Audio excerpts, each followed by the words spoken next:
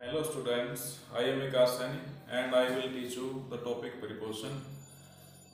I have taught you about some prepositions in my previous videos and today I will teach you about these 5 prepositions which first meaning has same.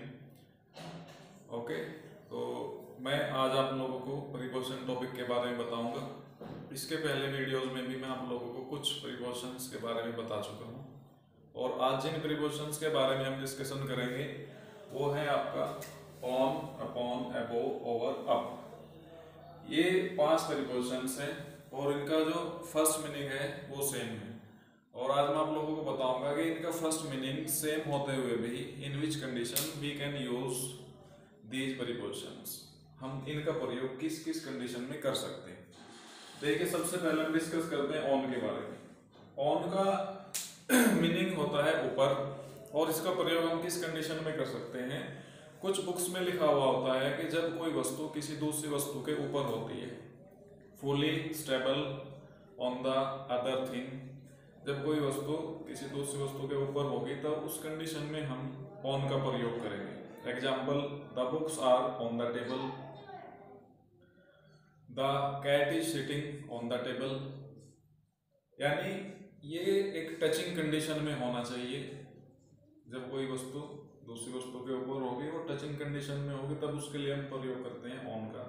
अब suppose that अगर आपसे example पूछ लिया जाए कि भाई आपके जो घर की दीवार है या आपके जो रूम की दीवार है और उसमें कोई जैसे कैलेंडर वगैरह लगा हुआ है और आपसे कह दिया जाए कि भाई दीवार के ऊपर कैलेंडर है, दीवार के ऊपर ट्यूबलाइट लगी हुई है, तो उस कंडीशन में हम ऑन का यूज करते हैं। There is a calendar on the wall, there is a tube on the wall.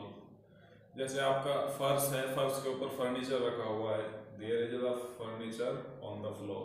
तो जब कोई वस्तु किसी दूसरी वस्तु के ऊपर स्टेबल कंडीशन में होती है एंड टचिंग कंडीशन में होती है, उस कंडीशन में हम ऑन का यूज करते हैं। ओके, दूसरा ऑन का यूज, देखिए ये एक थोड़ा सा कंफ्यूजन है। हिंदी जो ग्रामर है वो बोलती है, जैसे मैंने एग्जांपल लिखा हुआ है आप लोगों को समझाने के लिए, हिंदी ग्रामर बोलती है कि मुझे रास्ते में एक व्यक्ति मिला। ओके, तो हिंदी के अकॉर्डिंग रास्ते में होता है, बट जबकि इंग्लिश बोलती है ऑन द रोड। तो कभी भी अगर रोड से संबंधित सेंटेंस आता है तो उसमें आप इन द रोड नहीं लगाएंगे, इनटू द रोड नहीं लगाएंगे, आपका राइट आंसर होगा ऑन द रोड। क्योंकि इंग्लिश बोलती है कि रोड के अंदर नहीं होते हैं, हम रोड के हमेशा ऊपर होते हैं, जबकि हिंदी ग्रामर बोलती है कि रास्ते में मिला।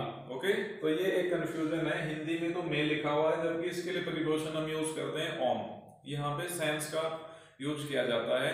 हिंदी के अकॉर्डिंग में आएगा और इंग्लिश के अकॉर्डिंग पर आएगा, हम रास्ते के ऊपर होते हैं। दूसरा, ऑन का यूज कहाँ होता है, जो डेफिनेट टाइम होता है, जैसे ऑन मंडे, ओके, ऑन 15 अगस्त। इस तरीके के जो टाइम्स होते हैं, जो फिक्स टाइम होते हैं, डेफिनेट टाइम होते हैं, उनके लिए भी हम ऑन का यूज करते हैं। और देखिए नेक्स्ट जो प्रीपोजिशन है आपका अपॉन। ऑन और अपॉन में डिफरेंस मैं आप लोगों को बता देता हूं थोड़ा सा। जनरली जो बुक्स हैं उनमें लिखा हुआ होता है कि अपॉन का यूज जो गतिमान वस्तुएं होती हैं उनके लिए होता है, but it is a wrong. Right definition is the thing may be movable and non movable. देखिए जब अपॉन का यूज हम करते हैं तो अपॉन का यूज केवल जंपिंग कंडीशन के लिए होता है।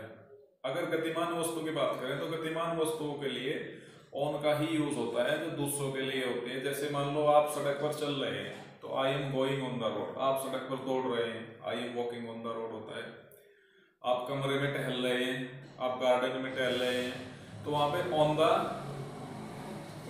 फ्लोर आएगा, ऑन द ग्राउंड आएगा। लेकिन अपॉन का जो यूज होता है वो स्पेशली जंपिंग कंडीशन के लिए होता है। The cat jumped upon the rat, I am jumping on the floor, the children are jumping on the roof. जैसे आप कभी एक ही जगह खड़े खड़े रस्साकशी अगर कर रहे हैं तो जब jumping it means movable condition में केवल जंपिंग पोजीशन के लिए अपॉन का यूज होता है, ना कि मूवेबल कंडीशन के लिए। मूवेबल एंड नॉन मूवेबल के लिए ऑन आपके पास है। अगर आप सड़क के ऊपर खड़े हुए हैं तब स्टैंडिंग ऑन द रोड, सड़क के ऊपर चल रहे हैं गोइंग ऑन द रोड, सड़क के ऊपर दौड़ रहे हैं running on the road. But अगर आप जंप कर रहे हैं, स्पेशली जंप के लिए हम अपॉन का यूज करते हैं, और इसके अलावा अपॉन का यूज जंप और कहीं नहीं होता है, मेनली जंप के लिए होता है ऊपर की कंडीशन में, वो स्टेबल है चाहे मूवेबल है। ओके, फिर बात आती है अबव की। अबव का यूज, अबव और ओवर में मेनली डिफरेंस क्या होता है, इसमें बहुत ज्यादा कंफ्यूजन रहता है आप लोगों को, और ज्यादातर एरर इन्हीं दो प्रीपोजिशन से आती हैं। अबव और ओवर में डिफरेंस है, एक होती है नॉर्मल हाइट और एक होती है मोर देन नॉर्मल हाइट। यानी कि अगर सामान्य ऊंचाई की बात है तो ओवर का यूज होता है, और अगर ज्यादा ऊंचाई की बात है तो अबव का यूज होता है। सपोज दैट एक एरोप्लेन है, अगर एरोप्लेन पेड़ों की चोटियों से उड़ रहा है, मकानों के पास से उड़ रहा है, तो it is called as normal height and we use over. The aeroplane is flying over the buildings, the aeroplane is flying over the trees. But यदि वही एरोप्लेन क्लाउड्स को पार कर जाए, आसमान को पार कर जाए, तो फिर हो जाता है अबव द क्लाउड्स। ओके, यानी अगर नॉर्मल जैसे हमारे सर के ऊपर छत है तो ओवर, सर के ऊपर हमारे पेड़ है तो ओवर, अगर हमारे सर के ऊपर आसमान है तो अबव।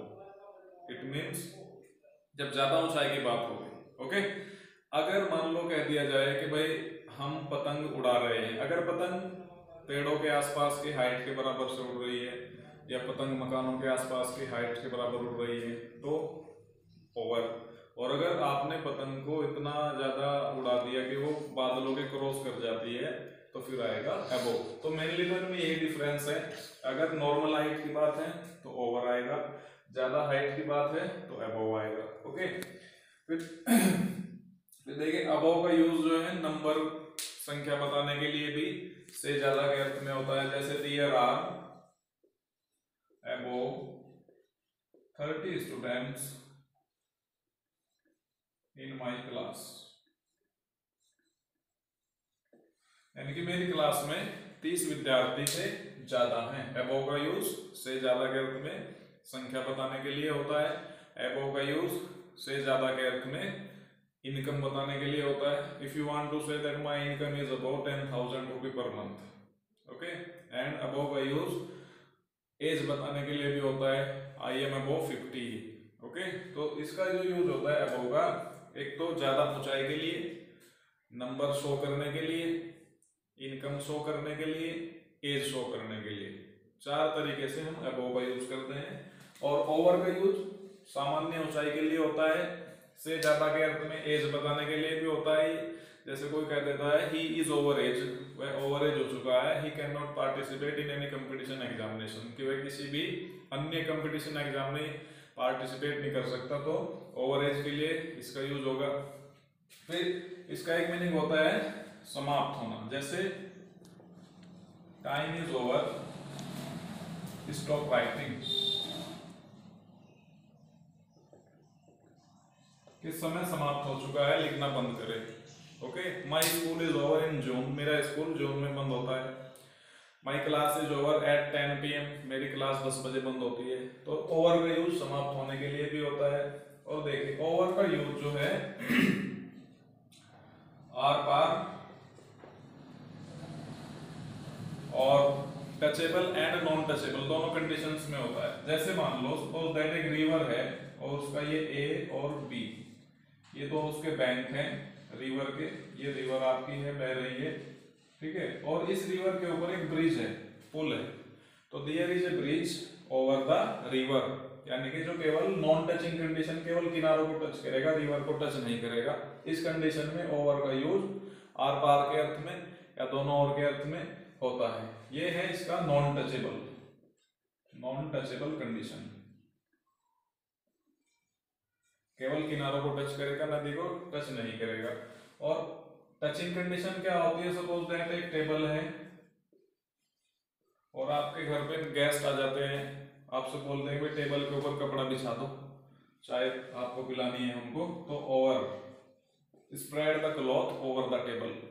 आपको बोलते हैं कि भाई चारपाई के ऊपर मेहमानों के लिए कपड़ा बिछा दो, spread the cloth over the coat for the guest. मान लो कोई मैट, ये आपका फ्लोर है और आपसे कह दिया जाए कि भाई इस फ्लोर के ऊपर एक मैट बिछाओ, तो ये टचिंग कंडीशन होती है।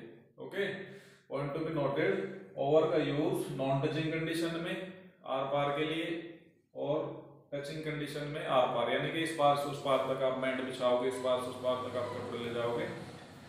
तो ये दोनों कंडीशन में ओवर का यूज होता है, से ज्यादा के अर्थ में भी होता है, समाप्त होने के अर्थ में भी होता है। एंड आपका जो होता है वो होता है हाईएस्ट पीक के लिए, जब आप नीचे से शुरू करते हैं और लास्ट एज तक जाते हैं किसी काम को करने के लिए। जैसे क्लाइंब अप द रॉक, चट्टान के ऊपर चढ़ जाओ, आप नीचे से शुरू करोगे चढ़ना।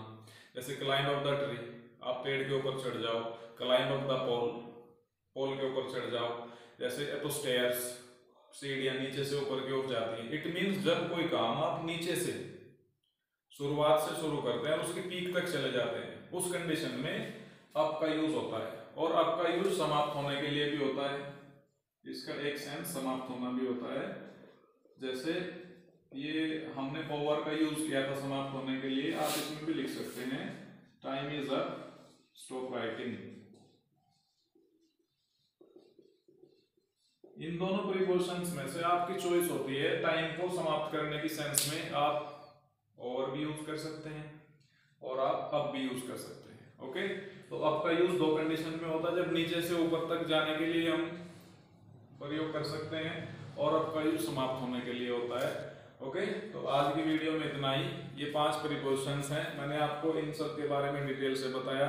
यदि आपको कोई कंफ्यूजन है, कोई आपकी क्वेरीज है, कोई आपका क्वेश्चन है, तो आप मुझे मैसेज करके पूछ सकते हैं। और यदि आपको वीडियो पसंद आया तो लाइक, शेयर और चैनल को सब्सक्राइब जरूर कीजिएगा। Okay, thank you.